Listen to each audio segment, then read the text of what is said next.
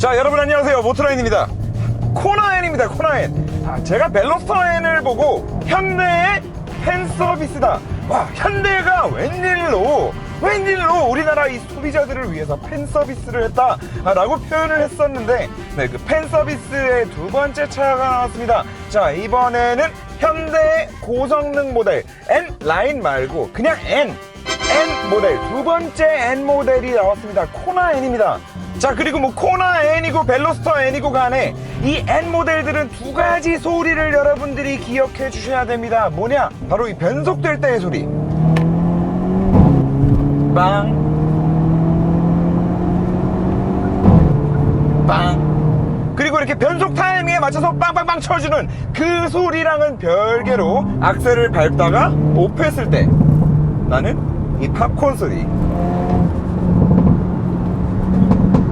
빵빵. 자, 이렇게 두 가지 변속될 때 나는 뱅 사운드, 그리고 또 하나 팝콘 소리. 이 두 가지 소리는 진짜 우리가 이 차를 운전하면서 이 운전의 재미를 몇 배로 증폭시키는 그런 좀 아주 중요한 요소라고 할 수 있을 것 같습니다. 그런데 이 두 가지 소리를 여러분들이 잘 아셔야 됩니다. 이 두 가지 소리 도대체 왜 나는 거고, 팝콘 소리는 도대체 어디서부터 시작해서 이렇게 지금 벨로스터엔이나 코나엔, 지금 이 녀석 같은 경우에는 이런 인위적으로 따발총 쏘는 것 같은 따다다닥 소리까지 만들어내게 됐느냐. 네, 이 유래를 좀 아셔야 됩니다.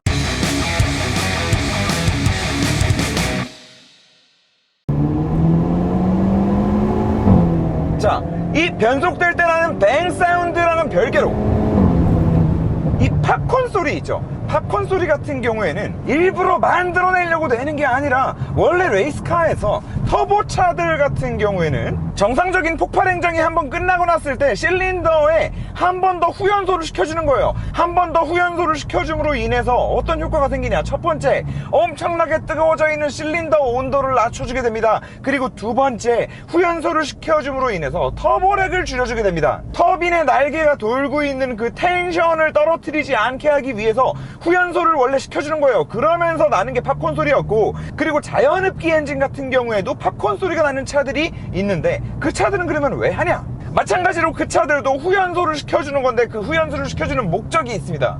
굉장히 특정 조건에서 걔도 마찬가지로 실린더 온도를 낮추기 위해서 정상적인 폭발 행정이 끝난 다음에 연료를 그냥 갖다 쏴 제끼는 거예요. 특히나 F1 차들, 예전 자연흡기 F1 차들 보면 뒤에 막 백파이어가 막 1m씩 나와요. 그게 후연소 때문에 나오는 백파이어였는데, 그러면서 팝콘 소리가 같이 터졌던 겁니다. 더불어서 자연흡기 같은 경우에는 후연소를 한번 시켜줌으로 인해서 이 안에, 실린더 안에 남아있는 미연소가스 있죠. 네. 그런 애들을 또 쭉 뽑아내고 다음 정상적인 폭발 행정이 돌아왔을 때 완벽하게 100% 클린한 순수한 공기만 가지고 폭발 행정을 일으키기 위해서 그런 목적으로 사용됐던 게 이 후연소고, 이 후연소로 인해서 났던 게 팝콘 소리예요. 그런데 이 코나엔, 벨로스터엔 이런 애들 같은 경우에는 지금 이 팝콘 소리를 그냥 인위적으로 만들어낸 겁니다. 인위적으로 뭔가 필요에 의해서, 터보렉을 떨어뜨리기 위해서, 실린더 온도를 낮추기 위해서 그런 목적으로 사용되는 게 아니라 오로지 팝콘 소리를 내주기 위해서, 오로지 사운드, 오로지 이 귀로 운전하는 그 재미를 위해서 정상적인 폭발 행정이 끝나고 나서 이 팝콘 소리를 위해서 점화 타이밍을 살짝 늦춰서 살짝 지각시켜서 강제로 이 소리를 만들어내는 거란 말이죠. 그래서 엄밀히 따지면 이 팝콘 소리는 짝퉁입니다. 짝퉁이에요. 정말 말도 안 되는 고가의 고성능 스포츠카들, 그리고 레이스카들에서 나오는 그 소리를 따라 만들기 위해서 강제적으로 인위적인 팝콘 소리를 들을 수 있도록 세팅을 해놓은 건데, 그러다 보니까 이 팝콘 소리를 듣다 보면은 진짜 레이스카나 정말 고성능 차에서 나는 그 팝콘 소리랑 조금 다르다는 느낌 혹시 뭐 못 받으셨나요? 진짜 악셀 오프를 하는 그 모든 순간에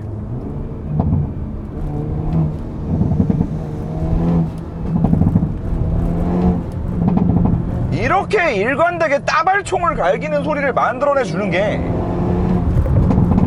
바로 현대가 이거를 강제적으로 인위적으로 만들었기 때문에 가능했던 일이었던 거고, 그리고 거기에 하나 더 추가적으로 진짜 팝콘 소리를 많이 들어오신 분들은 이 소리를 들으면 뭔가 좀 경박스러운데, 뭔가 좀 인위적인데 라는 생각을 지을 수가 없는 이유가 바로 거기에 있는 겁니다. 그리고 아까도 들려드렸던 이 변속될 때의 뱅 사운드,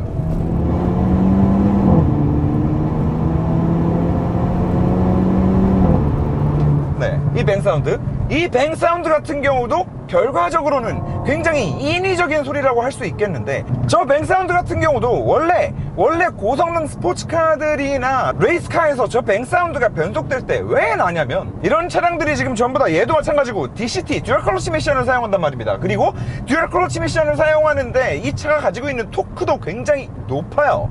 그런 상황에서 완전 고 RPM, 토크랑 마력이 엄청나게 뿜어져 나오고 있는 그 고 RPM 상황에서 변속을 딱 때리고 다음 기어가 딱 물었을 때, 다음 기어를 미트시켰을 때 이 미션의 내구성이 보장이 안 되는 겁니다. 그래서 변속될 때 다음 기어가 물리는 그 상황에 대비해서 토크를 살짝 좀 빼주는 거란 말이죠. 그리고 그 토크를 빼주면서 순간적으로 퓨얼컷이 걸리면서 나는 소리가 바로 이 뱅 사운드였어요. 자, 변속될 때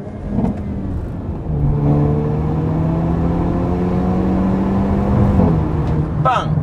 저 빵이 순간적으로 몇 기통이 딱 죽으면서 퓨얼컷이 걸리면서 그냥 자연스럽게 나는 소리인데, 여기서 한 가지 재미있는 건 지금 이 뱅 사운드 또한 이 코나 N, 벨로스터 N에 와서는 인위적으로 만들어낸 사운드다라고 밖에 얘기할 수가 없는 이유가 하나 있습니다. 왜냐? 이 코나 N에 들어가 있는 퍼포먼스 옵션을 누르시면 여기 N 파워 시프트라고 있습니다. 자, 여기 N 파워 시프트라는 모드가 있는데, 이거를 지금 사용을 눌러 놓잖아요. 이걸 사용을 눌러 놓으면 그 변속할 때 뱅 사운드가 안 납니다. 자, 지금 NPS를 켰는데 소리 한번 들어보실게요. 네, 소리 안 나죠? 그리고 소리가 안 나는 대신에 변속될 때 제 몸을 잘 보십시오.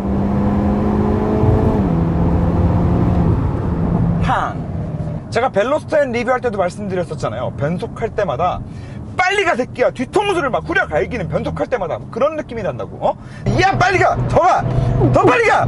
변속할 때마다 차가 내 몸을 더 빨리 가라고, 더 빨리 달리라고 새끼야. 뒤통수를 막 갈기는 것 같은 그런 변속 충격 플러스 오히려 변속을 할 때마다 차가 앞으로 튕겨져 나가는 느낌이 든다고. 그게 바로 이 NPS랑 관련이 된 건데, 다시 말해서 현대는 지금 지들이 만든 이 미션이 듀얼 클러치임에도 불구하고 최대 토크, 최대 마력이 나오는 그 고 RPM 구간에서 굳이 기통수를 죽이면서 토크를 빼지 않고 그냥 바로 갖다 다음 기어를 미트시켜도 내구성을 버틸 수 있을 정도로 이렇게 만들어 놓은 거예요. 기어를 이렇게 만들어 놓고 굳이 이 NPS 모드를 또 껐을 때는 뒤에 배기 플랩 을 열어서 그 뱅 사운드 또한 즐길 수 있게 만들어 놓은 거다. 그래서 정리해서 얘기하면 팝콘 소리 같은 경우에는 전혀 이 차의 퍼포먼스적으로 도움이 되지 않는 부분인데도 현대에서 이 팝콘 소리를 들으라고 이거를 인위적으로 만들어 놓고, 물론 그 인위적인 소리가 조금은 좀 날티가 나고 조금은 많이 인위적이기는 하지만, 어쨌든 이 팝콘 소리를 들으면서 운전할 수 있도록 좀 인위적인 사운드를 만들어내고, 그리고 뱅 사운드 같은 경우에도 NPS 모드까지 있는 걸로 보아서는 얘들이 지금 굳이 저 고 RPM으로 올라갔을 때 기통수를 끊어낼 이유가 전혀 없었는데, 미션 내구성이 지금 이 정도는 나온다는 얘기인데, 그거를 굳이 또 NPS 모드가 아닐 때는 기통수를 끊어가면서 뱅 사운드를 들을 수 있도록 이렇게 만들어 놨다 라는 거는, 이거는 진짜 벨로스터 N에 이어서 다시 한번 말씀드리지만 이 코나 N도 마찬가지고, 현대가 이 고객들의 니즈를 진짜 제대로 파악을 하기 시작했다 라고 밖에는 저는 설명이 되지 않습니다. 그리고 미션 얘기를 좀 이어서 드리자면, 방금도 얘기했던 그 NPS 모드 켜져 있을 때, 변속될 때 이런 앞으로 탕 튕겨져 나가는 이런 느낌을 만들어내 줄 수 있을 정도로 다음 클러치, 다음 기어 단수가 물릴 때 굉장히 과감하게 그냥 엄청 강한 토크로 돌고 있는 애를 갖다가 그냥 바로 갖다 붙인다라는 거는, 진짜 저는 이거는 진짜 어지간한 자신감으로는 못했을 거라고 생각이 들거든요. 그리고 당연한 얘기지만 이 NPS 모드가 꺼져 있을 때랑 켜져 있을 때 이 몸이 느끼는 충격뿐만 아니라 실제로 변속 속도도 이 NPS 모드가 켜져 있을 때가 더 빠르고, 그리고 실제 가속 성능에도 영향을 미칠 수밖에 없습니다. 근데 국내에서 보증 수리를 해줘야 되는 현대차가 이런 로직을 미션에다가 그대로 넣어가지고 판매하고 있다. 이건 뭐 전에도 말씀드렸지만 뭐 현대에서 돈 받았니 뭐 어쨌니 뭐 다 지랄이고 족가고 엿먹어. 팬서비스라는 말이 안 나오게 생겼냐고요. 물론 짝퉁으로 만들어내는 인위적인 팝콘 소리는 조금 낯간지럽긴 하지만 이 미션의 변속 성능과 진짜 다른 거 다 몰라도 이 N차량들의 변속 로직 그리고 변속기 또 이 귀로 즐길 수 있는 사운드들 이거는 진짜 인정을 해줘야 된다. 우리가 인정을 해줘야 된다.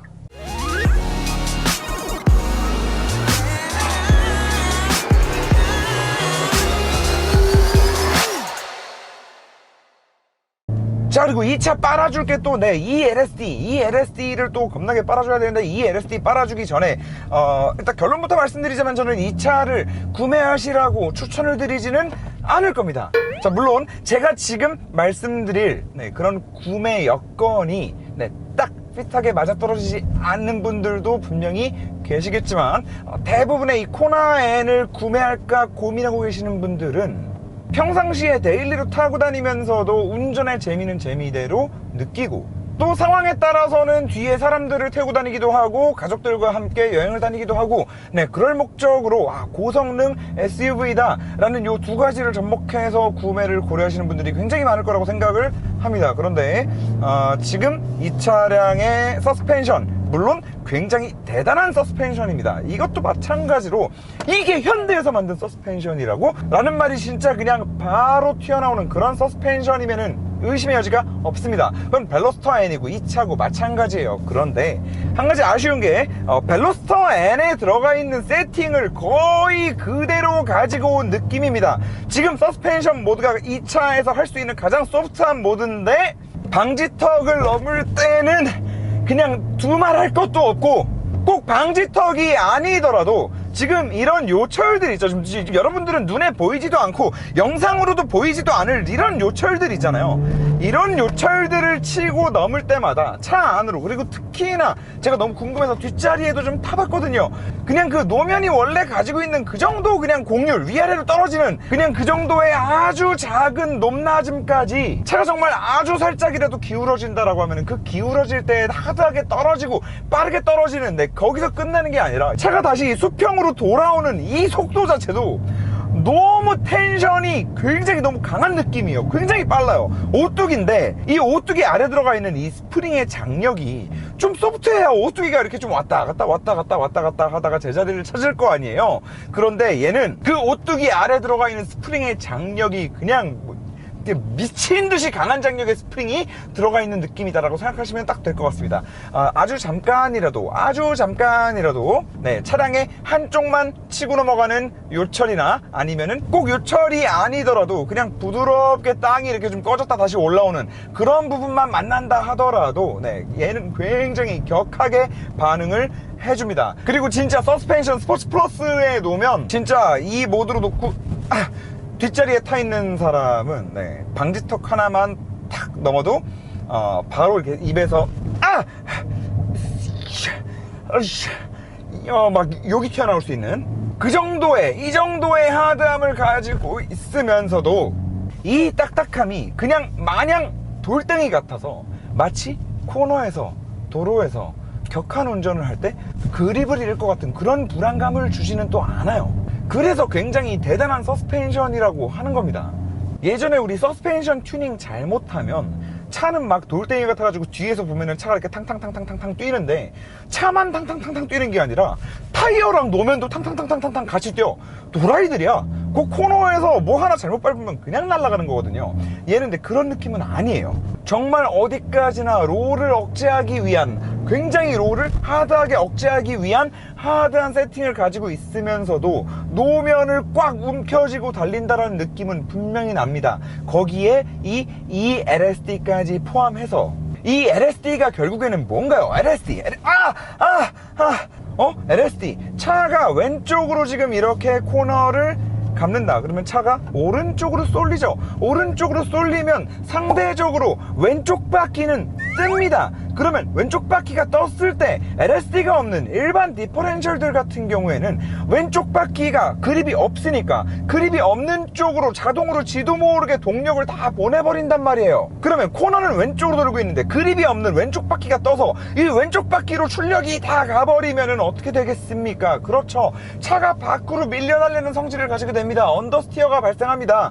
그러면 또 언더스티어는 언더스티어대로 발생하면서 차는 미끄러지니까 자동차는 브레이크로 출력을 제어하고 악셀은 안 밟히고 뭐 이런 악순환이 벌어지는 건데, 지금 얘 같은 경우에는 이 굉장히 적절하게 하드하면서 쫀쫀하게 그립을 잡고 갈 수 있는 이 서스펜션과 여기 들어가 있는 이 LSD 전자식 차동 제한 장치, 이 LSD가 함께 버무려져서 코너를 돌 때 슬립이 일어난다. 슬립이 일어나면 그거를 감지해서 정작 출력이 가야 되는 바깥 바퀴의 출력이 그냥 가버리도록 묶어버리는 거란 말이에요. 이 양쪽 바퀴로 가는 출력 디퍼렌셜을 묶는 거야. 그래서 우리같이 운전 못하는 애들이 이런 코너에서 그냥 언더스티어 뭐 이런 거 걱정하지 않고 그냥 감고 밟으면 안으로 감겨 들어오는 이런 효과를 만들어내 준단 말이죠. 네, 이 LSD랑 이 서스펜션이 짝짝꿍을 해서 지금 여기서도 좌코너 죽어도 안 밀려요. 죽어도 안 나가.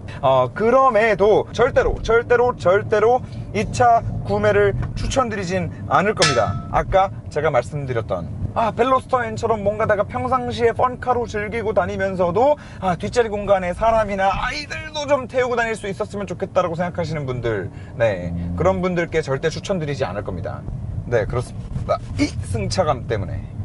그리고 제가 개인적으로 생각을 하기에는 이거는 현대가 타겟층을 좀 잘못 잡지 않았나. 어차피 펀 드라이빙을 위해서 혼자 아니면 둘이서 즐겁게 타고 다니실 분들은 벨로스터 N이라는 좋은 선택지가 있습니다. 그리고 조만간 아반떼 N도 나와요. 심지어 아반떼 N은 그 새로운 플랫폼에다가 또 N 모델을 만들어서 나오는 거니 얼마나 괜찮겠어요. 얼마나 좋겠어. 그런데 굳이 이 코나 N까지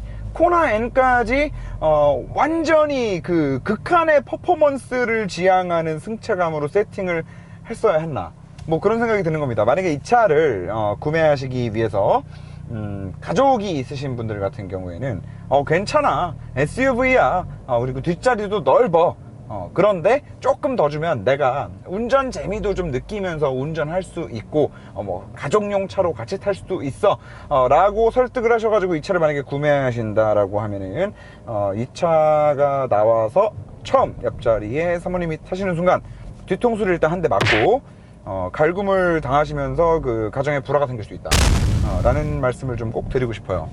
네, 결과적으로 이 승차감 하나 때문에 가족용 차 그리고 패밀리카 혹은 뒷자리에 사람을 좀 태우고 다니실 일이 있다라고 하시는 분들이 만약에 구매를 고려하신다라고 하면 그분들은 추천하지 않는다는 말씀을 드리는 건데, 사실 그 외에 나는 뒷자리에 그냥 짐을 많이 싣고 다녀야 되고 여자친구랑 둘이, 와이프랑 둘이 사용하기는 하지만 여행을 자주 다니기 때문에 뒤에 그냥 단지 벨로스터 N보다는 넓은 트렁크 공간이 필요할 뿐이야, 그리고 폴딩되는 이 박스형 디자인이 필요한 것 뿐이야 라고 하시는 분들은 얼마든지 구매를 추천드릴 수 있는 그런 차량이 아닌가 싶습니다. 그리고 여러분들이 잘 모르시는 게 있는데, 그 모터라인에서 워낙에 오랫동안 항상 저희를 도와주시고 광고를 집행해 주시는 스폰서 카룸, 수입차만 가격 비교를 해서 신차 구매를 할 수 있다라고 생각하시는 분들이 너무나 많은데 아닙니다. 국산차도 카룸에서 사면 무조건 매장보다는 싸게 살 수 있습니다. 뭐 수입차는 말할 것도 없고요. 모든 브랜드, 그리고 그 모든 브랜드의 수많은 딜러십들, 또 그리고 그 안에 수많은 영업사원분들, 이분들께 실시간으로 견적을 받아보시고 가장 저렴한 가격으로, 국산차도 마찬가지고, 거기다가 우리 또 차 살 때 뭐 해야 됩니까? 차 살 때 보험 들어야 되는데 또 이 보험 비교 견적 서비스까지 다 들어가 있고, 금융대지 거의 뭐 원스톱 서비스라고 생각하시면 됩니다. 그리고 또 최근에 저희 모트라인 영상을 시청하기 시작하신 분들은 카룸을 처음 들어보실 수도 있겠지만 2017년도 당시 그 당시부터 계속해서 광고를 이어오셔서 지금 18, 19, 20, 21 벌써 4년 벌써 4년차 꾸준히 계속해서 성장하고 있는, 한마디로 믿을만한, 아주 믿을 수 있는 신차 비교 견적 앱입니다. 그러니까 수입차든 국산차든 구매하실 때 들어가셔가지고 가격 일단 받으시고, 금융 견적 받으시고, 그리고 보험 견적 받으시고 하셔가지고 차량 저렴하게 구매하시면 될 것 같다. 아무튼 이 두 분이서만 타고 다니신다라고 하면은 코나엔을 또 추천드릴 수 있을 것 같다라는 말씀을 드리면서, 그런 분들은 꼭 카룸에서 견적을 받아보시고 구매하시면 되겠다라는 말씀까지 드린 건데, 지금 이 차량 구매를 고려하시는 분들 중에 이 코나에는 사륜이 없거든요. 지금 이 차량의 공차 중량이 얘보다 한참 작다고 해야겠죠. 전고도 훨씬 낮고, 그런 벨로스터 N에 비해서, 벨로스터 N DCT에 비해서 공차 중량이 고작 50kg 밖에 늘어나지 않았습니다. 거기에다가 추가로 계속 말씀드리는 LSD, 지금 이런 상황에 그냥 90도 코너 막 꺾어 제끼는데 아무리 악셀을 지려 밟아도 도대체 이 차에 사륜이 왜 필요한가라는 생각밖에는 들지 않아요. 그리고 이거는 제가 후륜구동차들을 리뷰하면서도 항상 자주 드리는 말씀이기도 한데요. 왜 후륜구동차들 같은 경우에도 뒤에 디퍼렌셜에 LSD 들어가 있으면 굳이 사륜 필요 없다고 제가 자주 말씀드리잖아요. 물론 얘는 전륜이기 때문에 그게 더 심하긴 하지만, 이 LSD가 들어간다는 거는 단순히 운전 재미 이런 것들을 다 뛰어넘어서 결국에는 이 트랙션 안정성하고도 직결되는 문제이기 때문에요. 지금 이렇게 벨로스터 N에 비해서 고작 50kg만 공차 중량이 늘어나면서 어쨌든 이 실내 사이즈 자체는 훨씬 넓어지고, 그럼 공차 중량이 50kg밖에 늘어나지 않았다라는 건 결국 또 무슨 말이냐? 벨로스터 N에 비해서 무게중심이 좀 높기는 하지만 이 기본적으로 가지고 있는 운동 성능에 큰 해가 될 정도로 무거워지지는 또 않았다는 얘기거든요. 그리고 계속해서 말씀드리지만 LSD가 들어가 있음으로 인해서 도대체가 사륜이 들어가 있을 이유가 전혀 없을 것 같기도 하고, 그래서 만약에 사륜이 있었다 하더라도 저는 절대로 사륜은 구매하지 말자고 말씀을 드렸을 것 같은데, 이렇게 그냥 전륜 모델로만 해서 경량화해서 상품 구성이 된 거는 괜찮은 판단이 아니었나, 이런 생각을 해봅니다. 그리고 벨로스터 N과 비교를 해서 트랙에 들어가서 완전 한계형에서 차를 막 날려버리면은 그때는 느낄지 어떨지는 모르겠지만, 그냥 일반 이런 공도에서 좀 고속에서 과격한 핸들링이 들어간다거나 악셀이 좀 깊게 들어간다거나 했을 때 딱히 벨로스터 N보다 무게중심이 높고 좀 전고도 좀 높고 하다 보니까 롤이 조금 더 발생한다는 그런 느낌은 사실 못 받겠어요. 그냥 운전석에서의 느낌만 딱 말씀드리면 이 시트 포지션이 굉장히 높은 벨로스터 N에 앉아있는 느낌, 그 정도 느낌이 공도에서의 느낌인 것 같습니다. 자, 주행보조 장치도 한번 테스트를 해볼까요?